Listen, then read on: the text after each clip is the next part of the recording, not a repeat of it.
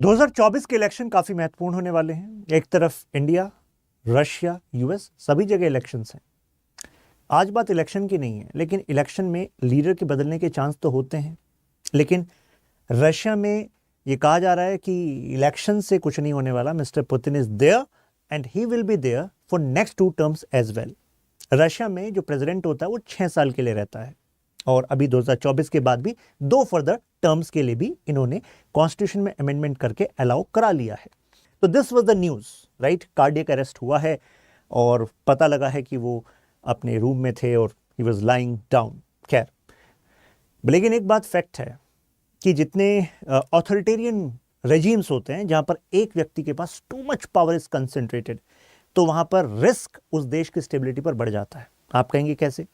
जैसे I want to quote the recent statement by mister Zelensky. Zelensky ने कहा कि मिस्टर पुतिन के पास इतनी ज्यादा पावर है कि अगर मिस्टर पुतिन गए तो इंस्टीट्यूशनल क्राइसिस हो जाएंगे रशिया में।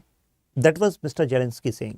तो अब अगर रिस्क इतना ज्यादा है तो कुछ ना कुछ तो करते होंगे ये। तो कहा जाता है कि डिक्टेटर्स, ऑथोरिटेरियन गवर्नमेंट्स वो ऐसा क्या करते हैं, वो अपने लीडर्स का बॉडी डबल्स भी रखते हैं। कहते हैं कि अभी कुछ टाइम पहले जब मिस्टर पुतिन चाइना में थे मिस्टर शी जिनपिंग से मिलने, तो वो नहीं गए थे, वो उनका कोई दूसरा गया था, बॉडी डबल गया था। खैर, ये थियरी है, और वैसे तो इंटेलिजेंस में कहा जाता है कि अगर रिस्क देखा जाए तो उसके हिसाब से स्ट्रेटजी यूज की जाती होगी। लेकिन हमारा मेन फोकस है रशिया का सिस्टम, और अगर पुतिन गए तो क्या क्या प्रोबेबिलिटीज इमर्ज हो सकती हैं।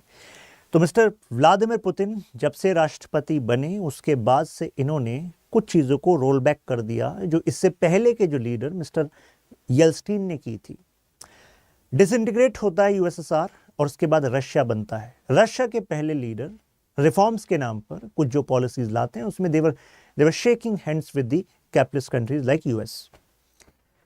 Mr. Putin was not against US per se, though he was a key member of KGB, later rose to be the leader of that intelligence agency and then becoming prime minister and then finally president. लेकिन starting के जो period, मतलब अगर मैं सन 2004 तक की बात करूं तो हम देखते हैं mister Putin was thinking of new Russia which is having cordial relations with the nations around.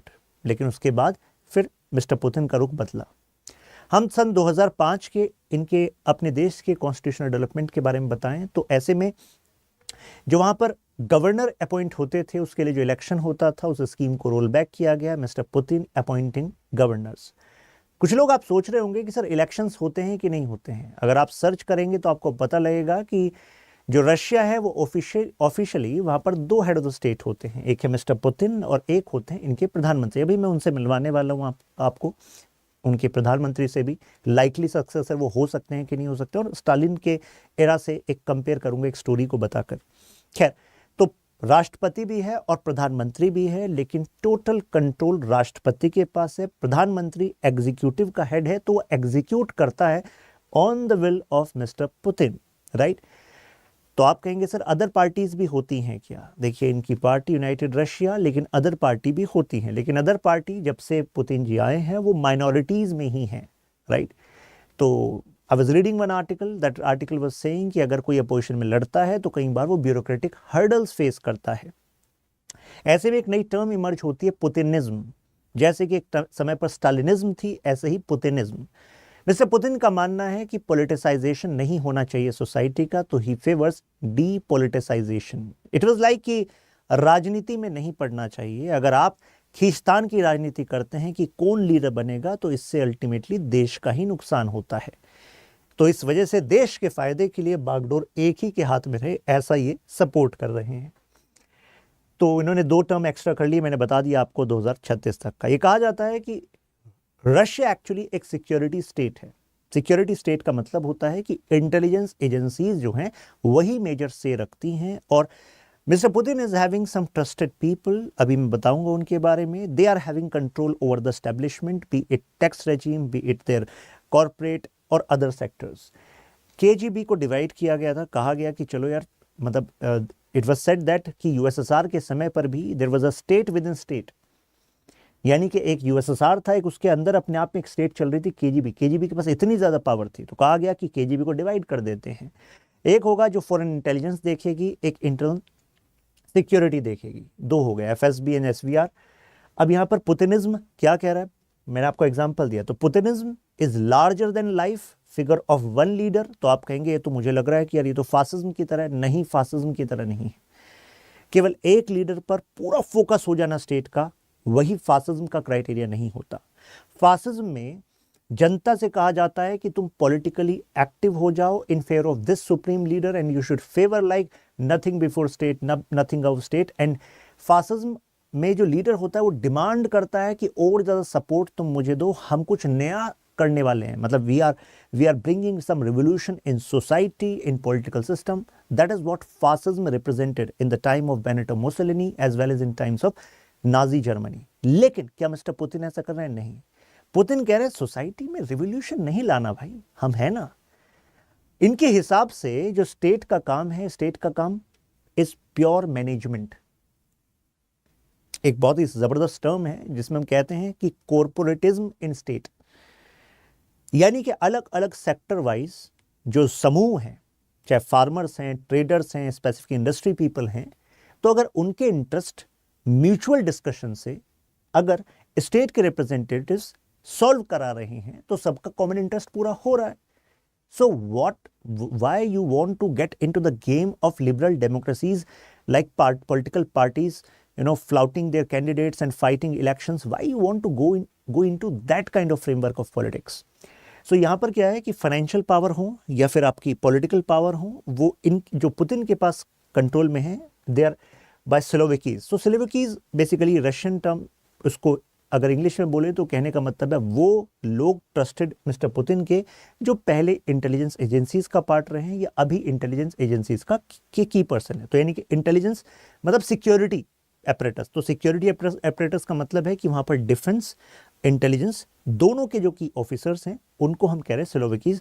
Bye them he is actually controlling the whole system. Mass depoliticization is what Putinism stands for. Mass depoliticization, राजनीति वगैरह मत करो, अपना काम देखो, अपना काम चलाओ, राजनीति में मत पड़ो। तो आप कहेंगे फिर इलेक्शन किस नाम के हैं? इलेक्शन का, अब इलेक्शन बताया ना आपको होती कि वहां पर जो ब्यूरोक्रेटिक हर्डल्स क्रिएट कर दिए जाते हैं according to some claims, and that is why जो फेयरनेस ऑफ इलेक्शन उस पर सवाल उठता है। That is what is said. तो उनका कहना है कि pure management is what government does, is what a state represent. जब भी स्टेट में ये पॉलिटिक्स वाला फीचर आएगा तो कई बार, अब आप खुद सोचिएगा, अगर पॉलिटिक्स वाले फीचर आएगा, सरकार को पता है कि तुम कभी भी जा सकते हो, तो ऐसे में तुम वो काम करोगे जो बहुत ज़्यादा पॉपुलिस्ट हैं, जनता को लुभाने वाले हैं। तो ऐसे में अल्टीमेटली जनता के लिए जो लॉन्ग टर्म फायदे वाले काम है वो नहीं हो पाएंगे। So that is what they represent कि यार ऐसा इस वजह से जरूरी है। तो ये अपने आप में पुतिन का सोशल कॉन्ट्रैक्ट है। जैसे सोशल कॉन्ट्रैक्ट कहता है ना कि अल्टीमेटली लोगों ने साथ मिलकर सरकार बनाई होगी, तो पुतिन कह रहे हैं बिल्कुल आप नहीं बनाई है भाई, हमें रिप्रेजेंटेटिव बनाया है, राइट। लेकिन अब खींचतान में मत पड़ो, अपनी प्राइवेट लाइफ की फ्रीडम को एंजॉय करो, जो फ्रीडम आपको मिली हुई है। इंटेलिजेंस स्टेट, ये जो एक बुक है कह रही KGB state within state, लेकिन ये कहा जा रहा है कि आज तो जो केजीबी के फॉर्मर ऑफिसर्स थे वही स्टेट हैं। पहले तो स्टेट केजीबी अंदर थी, मतलब अंदर एक समूह था जो अपना इन्फ्लुएंस रखता था मॉस्को पर, यूएसआर पर, लेकिन अब तो वही लोग हैं जो चला रहे हैं, राइट। कह रहे हैं कि जो अभी सिक्योरिटी ऑफिशियल्स हैं, की पर्सन्स हैं, वही एक्चुअली न्यूक्लियर फैसिलिटीज़ को संभाल रहे हैं, वही स्ट्रेटेजिक ऑयल इंडस्ट्री को मैनेज कर रहे हैं। मज़े की बात ये है, यहाँ पर एक कमेंट दिया जाता है कि मिस्टर पुतिन ने स्ट्रेटेजिकली रशिया के रिसोर्सेज को एक तरीके से नेशनलाइज करने के नाम पर कुछ ओलिगार्क के द्वारा कंट्रोल कराया गया है। क्योंकि जब आपके पास पैसा, अगर आपके ही चुनिंदा लोग ऑयल इंडस्ट्री पर कंट्रोल रखेंगे, मीडिया पर कंट्रोल रखेंगे, एडमिनिस्ट्रेशन में कंट्रोल रखेंगे, मिलिट्री में कंट्रोल रखेंगे, और इन सब में कोई गड़बड़ी तो नहीं कर रहा, इंटेलिजेंस में कंट्रोल रखेंगे, तो मुझे बताइए पावर आपके हाथ से जाने वाली है क्या? तो केजीबी का जो सक्सेसर बना था एफएसबी, वो एक्चुअली रशियन स्टेट में इतने अधिकार रखता है कि वो इलेक्ट्रॉनिकली मॉनिटर करता है लोगों को। कंट्रोल देखिए आप, पॉलिटिकल ग्रुप्स को कंट्रोल करता है, कहा जाता है search homes and business, infiltrate करता है फेडरल गवर्नमेंट्स को, यानी कि जो निचली सरकारें हैं जिनको कुछ ऑटोनॉमी दे रखी है। क्योंकि अभी एक एंगल आपको बताऊंगा, आपको पता लगेगा कि जैसे जब यूएसआर क्राइसिस में था तो यूएसआर टूट गया था, कॉमनवेल्थ ऑफ इंडिपेंडेंट स्टेट्स बने, कॉमनवेल्थ नेशंस नहीं। कॉमनवेल्थ नेशंस का मतलब होता है वो देश जो कभी ब्रिटेन की कॉलोनी के अंडर थे। Commonwealth of independent state CIS, ये अलग होते हैं, जो USSR से टूटकर 15 बने थे और रशिया बना था, राइट। तो वो एक किस वजह से बना था? क्योंकि पॉलिटिकल इकोनॉमिक क्राइसिस हो गया था भाई। Gorbachev was not able to bring back USSR on the track. तो ऐसे में अगर रशिया में ऐसा होता है, और वो इस वजह से भी हुआ क्योंकि एक आज़ादी की मांग थी, तो कुछ जो फेडरल गवर्नमेंट्स हैं अभी रशिया के अंडर, वो उनमें जो कुछ पॉलिटिकल ग्रुप्स हैं जो ऑटोनॉमी की मांग करते हैं, तो कहीं ऐसा ना हो कि पुतिन के जाते ही उनको मौका मिले और वो आज़ादी की बात करें। That can be angle. और कई सारे स्टेट के खुद के फ्रंट एंटरप्राइजेज होते हैं, यानी कि पब्लिक और प्राइवेट सेक्टर मिलकर काम करते हैं। इंटेलिजेंस एजेंसीज हैविंग से in private sector, that is what it means. और प्रिजन सिस्टम को भी रन करते हैं। यह है कॉरपोरेशन स्टेट। कह रहे हैं कि एक तरीके से जैसे अलग अलग ग्रुप्स होते हैं, जैसे एग्रीकल्चर ग्रुप्स, जी कॉरपोरेट जो यू कैन से स्टेट का जो कॉन्सेप्ट है वो तो ये कहता है कि भाई स्टेट अल्टीमेटली चाहिए क्यों, तुम्हें सरकार चाहिए क्यों? तो आप कहोगे सर हमें रोड चाहिए सर, और क्या चाहिए आपको? ऐसे लॉज चाहिए सर कि हम अपने एरिया में काम कर सकें। कोई स्कूल खोलना चाहता है, कोई इंडस्ट्री खोलना चाहता है, जो आप काम करना चाहते हैं, आप चाहते हैं उसके लिए स्किल डेवलप हो जाए। तो यानी कि अगर सेक्टर वाइज पूरी सोसाइटी को, इकोनॉमी को हम देख लें, तो हर कोई अपने हित की बात उठा सकता है कि नहीं उठा सकता है? तो why you people are divided into caste, region, religion, if you can be actually coming to the state on the basis of what you want for your sector, जिस भी आप क्लास से डिपेंड करते हैं, agriculture, labour, military, business, scientific, guild association का मतलब होता है अलग अलग इकोनॉमिक सेक्टर के एसोसिएशन, जैसे टेक्सटाइल वालों की अलग हो गई भाई, लेदर वालों की अलग हो गई। तो इस तरीके से, तो यहाँ पर कॉर्पोरेट्स हैं, वो मत समझिएगा कि कॉर्पोरेट का मतलब प्राइवेट सेक्टर की बात चल रही है, ठीक है? That's not the only meaning of corporate. Corporate अब ऐसे टर्म यूज होता है, बट इसमें इसका मतलब है कॉरपोरेशन की तरह सब अपने अपने इंटरेस्ट बताओ, सबके कॉमन इंटरेस्ट जहां मैच करते हैं वो काम सरकार कर देगी। तो अल्टीमेटली इन सभी ग्रुप्स को मैनेज करने का जो काम कर रहा है वो वास्तविकता में यहां पर corporation of intelligence agencies, intelligence services कर रही है रशिया में, ये कहा जाता है। यहां पर tax service, defence, foreign affairs, parliament, mass media, हर जगह पर वहीं पर एक कंट्रोल उन्होंने रखा हुआ है। एक और टर्म है बैंडिट कैपिटलिज्म। आप कहेंगे ये क्या है? तो यहाँ पर पॉलिटिकल एनालिस्ट है मिस्टर आंद्रे, ये कहते हैं कि नहीं, जो लोग कह रहे हैं ना कि रशिया में करप्शन है, पुतिनिज्म एक हाईएस्ट, और क्या कहते हैं रशिया करप्ट है, कह रहे करप्ट नहीं है, रशिया इज नॉट करप्ट। आप कहेंगे मतलब रशिया इज नॉट करप्ट, और हम सुनते हैं वो ओलिगार्क्स जो हैं, पुतिन के जो खास दोस्त हैं, उन्होंने मेजर रिसोर्सेज पे कंट्रोल किया है, और पुतिन को इलेक्शन मैनेज करने में, चीज़ों को मैनेज करने में पैसा वही लोग देते हैं। तो आप कहेंगे यार करप्ट तो हैं, फिर आप ये क्यों कह रहे हो कि करप्ट नहीं है? क्योंकि कहानी कुछ और है। कहानी ये है, उनका कहना है करप्शन तब होता है जब बिजनेसमैन जो हैं ऑफिसर्स को पैसा देते हैं कि भाई आप हमें ये काम कर दो, ब्राइब देते हैं, हमारा काम कर दो, ये कह रहे हैं। लेकिन रशिया में तो बिजनेसमैन, पॉलिटिशियन, ब्यूरोक्रेट सभी एक ही लोग हैं। मतलब खुद ये इंटेलिजेंस सिक्योरिटी एपरेटस के जो लोग हैं यही तो प्राइवेट पर्सन है। मतलब एक तरीके से इन्हीं के बिजनेस हैं, यही सरकार में है। तो कहने का मतलब है यहां पर डिवीजन ऐसा है ही नहीं, तो आप इनको करप्शन मत कहिए। तो इस वजह से वो क्या कह रहे हैं? Bandit capitalism. वो कह रहे हैं कि एक तरीके से रशिया के रिसोर्सेज को प्राइवेटाइज कर दिया गया है, राइट? कंट्री के वेल्थ को प्राइवेटाइज कर दिया गया है, फाइनेंशियल फ्लोज को प्राइवेटाइज कर दिया गया है। हालांकि इस पर काउंटर ओपिनियन ये होता है कि रशिया में जनता इस वजह से आश्वस्त है, आराम से बैठी है, क्योंकि इन प्रोसेस के द्वारा कंट्रोल तो स्टेट के कुछ लोगों ने लिया, लेकिन उसके बदले में ऑफर कर रहे हैं लगभग फ्री एजुकेशन, लगभग फ्री क्वालिटी हेल्थ केयर, लगभग फ्री सोशल सिक्योरिटी अरेंजमेंट्स। यानी कि अगर आपको जीवन में कुछ दिक्कत हो जाती है कि आप बेसिक लाइवलीहुड भी अफोर्ड नहीं कर पा रहे, then Russian government is going to take care of you. तो ऐसे में वो अपरेटस उनको दिया हुआ है। प्लस ये कहा जाता है कि आप फासिज्म से कंपेयर मत कीजिए मिस्टर पुतिन को। फासिज्म तो एक बड़े बदलाव की बात करता है, वो बड़े बदलाव की बात नहीं करते। वो मतलब वो सोशल सोसाइटी में कोई बड़े चेंज की बात नहीं करते कि आप स्टेट को मतलब जैसे एक लीडर को ही सारा कंट्रोल दे दो। No, he is not talking about that. He is more about revivalism of what was already there, and he is saying it is already there. कहने का मतलब है वो कहते हैं कि देखो ऑर्थोडॉक्सी, क्रिश्चियनिटी, ऑटोक्रेसी, यानी कि सारा कंट्रोल एक के हाथ में, जैसे कि मिस्टर पुतिन के हाथ में, और नेशनैलिटी, नेशनलिज्म, इन तीनों का इस्तेमाल करना है। मदर रशिया का, मतलब जैसे मदर रशिया वर्ड यूज़ करते हैं। और जो पहले जार की हुकूमत होती थी, ये सोवियत संघ में जो एक रशियन एम्पायर था, वो उसको रिवाइव करना चाहते हैं, राइट, उसको रिवाइव करना चाहते हैं।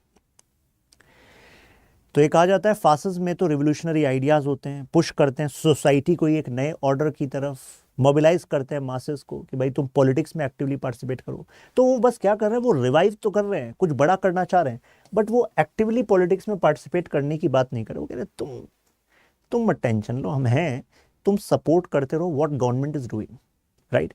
तो पुतिनिज्म एक तरीके से काउंटर रिवोल्यूशनरी है। वो समाज में, राजनीति में कोई बड़े बदलाव नहीं चाहते, क्योंकि बदलाव, जब भी बात होगी ना बदलाव की, तो बदलाव हमेशा, जिस तरीके से वर्ल्ड हिस्ट्री मूव हो रही है, मॉडर्निटी क्या कह रही है, ज़्यादा पार्टिसिपेशन होना चाहिए, reforms in the sense of voting होना चाहिए, वो उसके फेवर में नहीं है, राइट।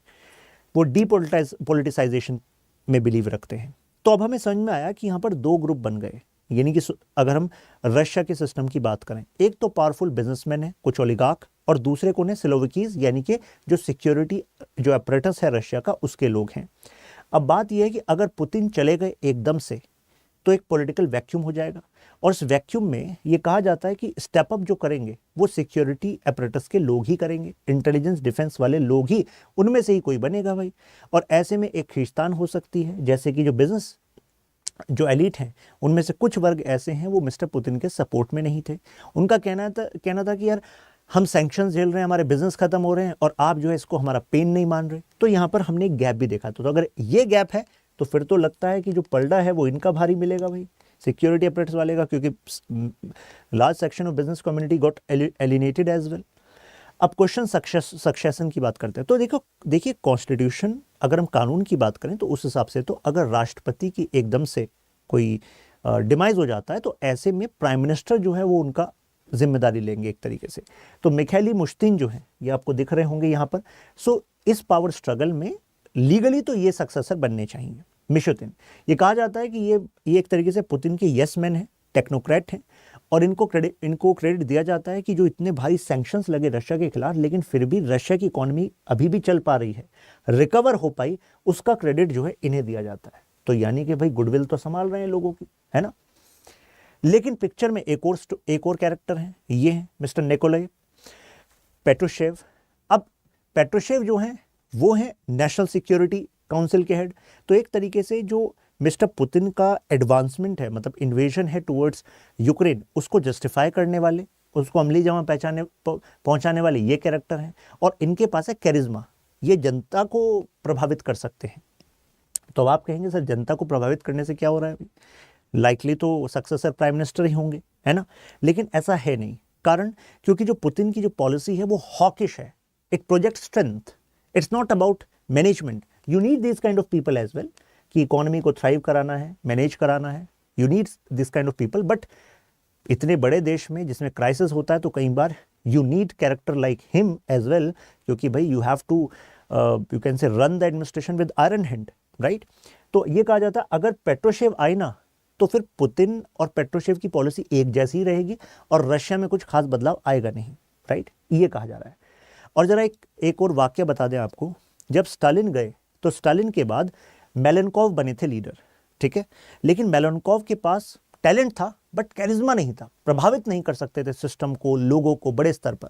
तो ऐसे में निकिता क्रुश्चेव जो एक लीडर हुए, उन्होंने एक तरीके से कू कर दिया, मतलब coup in the sense military coup नहीं, कू इन द सेंस कि उनके खिलाफ षड्यंत्र कर लिया पॉलिट ब्यूरो में, ज़्यादा लोगों को अपने फेवर में ले लिया और उसके बाद ये लीडर बन गए। तो कह रहे हैं कि इसी तरीके से पेट्रोशेव कर सकते हैं भाई, यही कैरेक्टरिस्टिक्स उसमें है, पावर है कम्युनिस्ट पार्टी में और हॉकिश पॉलिसी है, liked by people in intelligence community, security community, though they are going to support him. Other option में दिमित्री मेदवेदेव आते हैं। शायद आप में से कई लोग वेट कर रहे होंगे, यार इनका बारे में तो हमने सुना है, यूक्रेन वॉर में अभी कुछ टाइम पहले अगर कोई व्यक्ति रशिया के बिहाफ पर न्यूक्लियर थ्रेट दे रहा था वो तो ये थे, बिल्कुल सही पहचाना आपने। तो इनको माना जा रहा है कि he is like a bad cop of mister Putin, जब धमकी दिलानी हो वेस्ट को तो इनको भेज देते हैं। और ये प्रेसिडेंट भी रह चुके हैं रशिया के, तो उसका कारण भी कहा जाता है कि दो पुतिन कि जो प्रेसिडेंसी थी वो लगातार हो चुकी थी, तो कानून कह रहा था कि भाई 2 ही लगातार हो सकते हैं, तो बीच में इन्हें बना दिया था और मिस्टर पुतिन बन गए थे प्राइम मिनिस्टर। तो एक्चुअली असली पावर उस समय पुतिन के पास ही थी, बस इनको राष्ट्रपति बना दिया था। उसके बाद दोबारा फिर पुतिन आ गए थे। तो ये अच्छे मैनेजर हैं मिस्टर पुतिन के, लेकिन पिछले कुछ समय में he is not able to actually get a good grip over the political और business elite of the Russia. तो कह रहे हैं कि इनके चांसेस कम ही लग रहे हैं फिलहाल। अब इसके बाद एक पॉसिबिलिटी है कि कहीं रशिया टूट ना जाए, जैसे यूएसएसआर टूटकर अलग अलग देश बन गया था, तो कहीं ऐसा ना हो रशिया के साथ ऐसा हो जाए, क्योंकि रशिया में भी हम देख रहे हैं कुछ जगह फेडरल कंट्रोल्ड एरिया है, कुछ जगह ऑटोनोमस एरियाज हैं, तो वहां पर मांग उठ सकती है। दूसरा ये कहा जा रहा है कि अगर जैसे कहा गया कि to much power in the hands of Putin, और मान लीजिए सिविल वॉर जैसी कंडीशन हो जाए, क्योंकि आज़ादी की मांग अगर कोई एरियाज करने लग जाए, तो उस डिवेस्टेशन में काफ़ी सारे लोग मारे जाएंगे। और एक कहा जा रहा है कि ऐसा भी हो सकता है कि लोग जो है अभी काफ़ी सारी चीज़ें बाहर नहीं आती, क्योंकि मीडिया पर कंट्रोल जो है भाई ऑटोक्रेसी का ही है, लेकिन ऐसा भी हो सकता है, मतलब इन द सेंस बाहर नहीं आती, मतलब कंट्रोल्ड बाय ब्यूरोक्रेसी है। तो ऐसा भी हो सकता है कि लिबरल कुछ चेंज की बात होने लगे, तो कुछ जो आज पार्टीज या आज लीडर्स माइनॉरिटी में रहते हैं, कुछ उनका मेजर रोल नहीं हो पा रहा, लेकिन हो सकता है वो कहें कि अब नए पॉलिटिकल सिस्टम की ज़रूरत है, अब लोगों को ज़्यादा राइट्स की ज़रूरत है, अब लोगों को ज़्यादा वोट की और नई तरह की सरकार की ज़रूरत है। तो ऐसे रिफॉर्म्स भी हो सकते हैं, ये कहा जाता है। फिर चांसेस ऑफ फॉरेन एग्रेशन है, इसका बड़ा डर है, कारण रशिया ने अपनी स्ट्रेंथ के बलबूते क्रीमिया को कंट्रोल कर लिया, अभी यूक्रेन में है वो, अदर पार्ट में। तो ऐसा हो सकता है कि जैसे ही पुतिन जाएं, तो इमिडिएटली अगर लीडरशिप में वैक्यूम हो, तो इसका फ़ायदा कहीं दूसरी ताकतें ना उठाएं आसपास से। तो ऐसे में लाइकली मतलब ये स्ट्रेटजी होगी ही। मतलब अगर हम इसके बारे में डिस्कस कर रहे हैं, तो आपको नहीं लगता कि उनका सिक्योरिटी अपरेटस के बारे में डिस्कस नहीं कर रहा होगा? बिल्कुल होता है, क्योंकि सिक्योरिटी मैट्रिक्स जब भी आप बनाई जाती हैं, पॉलिसीज बनाई जाती हैं, तो वर्स्ट पॉसिबल सिनेरियो सोचकर ही प्लान डिज़ाइन किए जाते हैं। तो उनकी जो अपनी जो आर्मी है वो हमेशा उस समय हाई अलर्ट पर ही होगी। तो उनकी पहली प्रायोरिटी होगी कि फॉरेन से अगर कोई अटैक होता है तो उसको भी काउंटर करना है। फॉर एग्जांपल क्रीमिया को वापस लेने की कोशिश करें, तो वो भी देखा जा सकता है। इम्पैक्ट ऑन यूक्रेन वॉर, ये कहा जाता है कि अगर पुतिन इमीडिएटली जाते हैं तो हो सकता है कि फिर वो वॉर कंटिन्यू ना हो। दैट्स अ पॉसिबिलिटी, क्योंकि काफ़ी सारे रिसोर्सेज तो जा ही चुके हैं। तो कंक्लूजन के तौर पर हमें पता लगा कि अगर डेमोक्रेसी होती है तो वहाँ पर ट्रांसपेरेंसी एंड अकाउंटेबिलिटी के ज़्यादा चांसेस रहते हैं। जैसे इंडियन कॉन्स्टिट्यूशन है, तो हमें पता है कि इट इज़ स्पेसिफिकली रिटन कि अगर प्राइम मिनिस्टर गए तो ऐसे में these are the steps which are going to be taken by honourable president, right. How they are going to choose कि भाई जिस पार्टी के पास मेजोरिटी है वो पार्टी जो है लोकसभा में जो मेजोरिटी वाली पार्टी है वो लिख कर दे देगी कि इसको आप लीडर बना दो हमारी पार्टी से। अगर आपने नहीं बनाया तो फिर वो प्रेसिडेंट साहब सिचुएशनल डिस्क्रिशन का इस्तेमाल करके आपकी पार्टी के किसी दूसरे लीडर को बना देंगे प्रधानमंत्री, फिर एक नई कैबिनेट बन जाएगी। तो process is clear. But in case of autocracies, यहाँ पर जब बहुत ज़्यादा पावर एक ही के पास कंसेंट्रेट हो और कहीं जगह रूल्स को भी बदला गया हो under the weight of personality, तो यहाँ पर ये प्रोबेबिलिटीज इमर्ज हो जाती हैं। अब ये क्वेश्चन देखिए, discuss the challenges before Russia and continuing war, how does it impact India's interest. तो आई थिंक इस वीडियो में आपको क्लैरिटी मिली होगी, और फिर मिलते हैं नेक्स्ट वीडियो में। आपके क्या ओपिनियन है आप नीचे कमेंट्स में शेयर कर सकते हैं, और ये पीडीएफ यहाँ पर अपलोड हो जाएगी। बैच आपका कल स्टार्ट हो रहा है, पीएसआर ऑप्शन का स्टार्ट हो चुका है, पेपर 1 सेक्शन ए से ओरिएंटेशन सेशन हुआ है। 6 नवंबर से क्लास पेपर 1 सेक्शन ए से स्टार्ट होगी। अभी सिलेबस डिस्कशन और पीवाईक्यू वो चल रहा है। फिर मिलते हैं।